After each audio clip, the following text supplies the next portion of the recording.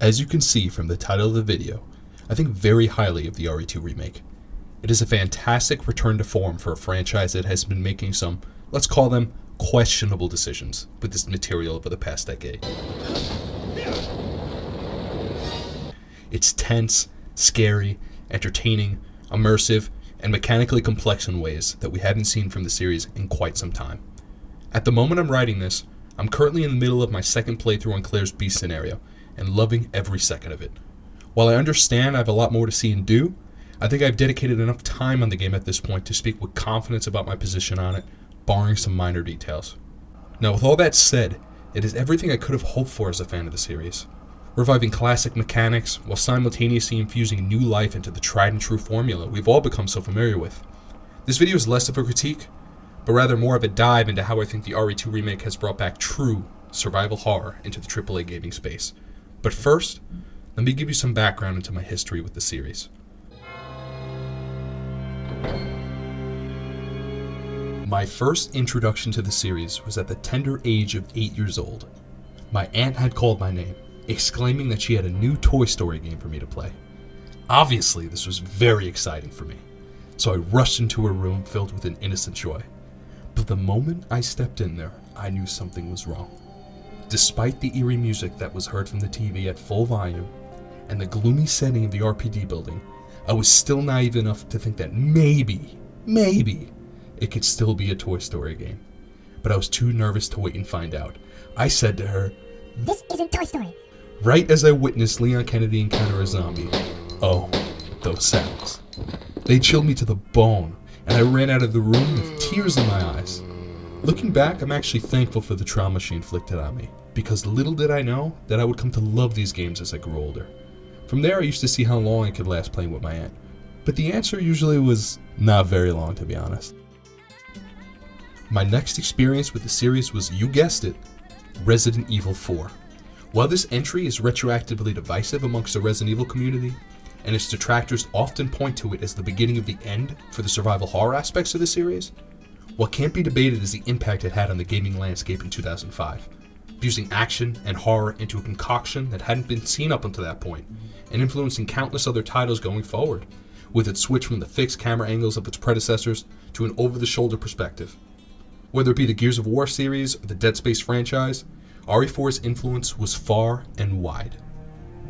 I adored this game upon release, and while it may lean more towards its action elements rather than its survival elements, I still think there's a palpable sense of dread and urgency in the gameplay that accomplishes a similar goal of stressing out the player, albeit by different means. But enough about that. From here on out, I was hooked on the franchise. From there, I wanted to play the RE2 Remake, RE0, 5, 6, and the Revelations games. While I may not have played every game in the franchise, it has certainly had enough of an impact on me that I was extremely excited to hear about the prospect of a Resident Evil 2 remake, with all of the modern bells and whistles. So, after playing through RE2, it got me thinking about the survival horror genre at large, and some recent trends that have been adopted by games that claim to be survival horror. Now let me explain before you lynch me that the games I'm about to mention are good games in their own right, but I wouldn't exactly define them as true survival horror. Games like Outlast or Amnesia are not true survival horror. There, I said it. But rather, in my opinion, more like horror adventure games. Now this comes down to a few key things. So let me explain. In RE2, when approaching any given encounter, you have numerous options. Do you engage with the enemies and waste precious resources? If so, all the enemies? Or a few? Do you simply run by them? And if you do run by them, is it worth the potential loss of crucial healing items? Is this encounter worth it at all? Are you on your way to a major objective, or are you looking to explore and maybe uncover a smaller reward? All of these things may be running through your mind at any given time while playing RE2. There are layers to the mechanics of this game, which I will explain in a little. On the other side of things, you really only have two options in something like Outlast. You run or you hide. That's it. Those are the only options afforded to you because games like Outlast forego combat mechanics altogether. And while I see the appeal, I personally find this very boring, and I think it is a cheap and lazy way to put pressure on the player. It also comes across to me as extremely artificial, because who in their right minds would not even attempt to defend themselves, even meekly? And the result of this decision on the developer's part leads to a much more diluted horror experience, in my opinion, which relies more on jump scares and a forced sense of helplessness to try and invoke these feelings of dread out of the player. Because ultimately, what are the stakes? You have nothing worth losing, no real resources to manage, no other gameplay scenarios worth exploring. You simply reload the last checkpoint and try again, which can often lead to a frustrating series of trial and error scenarios, which I'm sure anyone who has played these games can relate with. All in all, these games tend to favor funneling the player down a linear path to the next story beat more than offering interesting gameplay scenarios, which is why I'd consider them more horror adventure than true survival horror. RE2 bucks this trend entirely in the spirit of the original games, giving you a means to defend yourself while also keeping a thick, foreboding atmosphere throughout. The tension is always high. This is for a number of different reasons, but I'll list the key points and how they work together now. One is having a consistent hub world, or areas.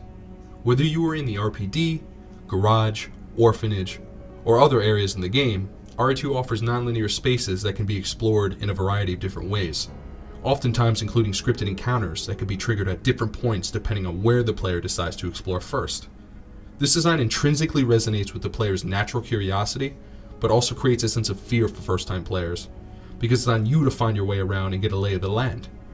If you want to survive and progress, you must explore, and the exploring puts you directly in harm's way.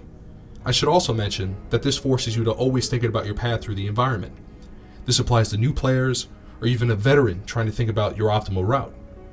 The point is, it keeps you thinking even as you become more familiar, and the nonlinear structure gives the player more agency as a result.